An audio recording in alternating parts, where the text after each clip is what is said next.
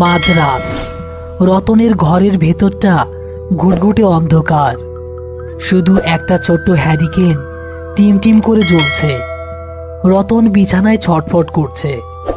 তার চোখ বন্ধ, কিন্তু পুরো শরীর ঘামে ভিজে গেছে। শিয়রে বসে ময়না আয়াতুল কুরসি পড়ছে আর রতনের বুকে ফু দিচ্ছে।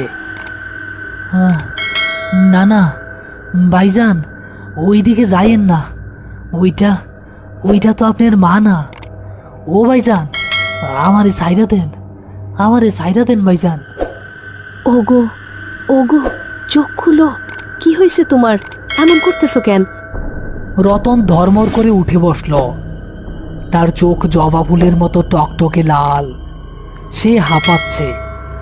হঠাৎ ময়নার নজর গেল রতনের ডান হাতের বাহুতে বাঁধা করিমের দেয়া সেই রূপার তাবিজটার দিকে।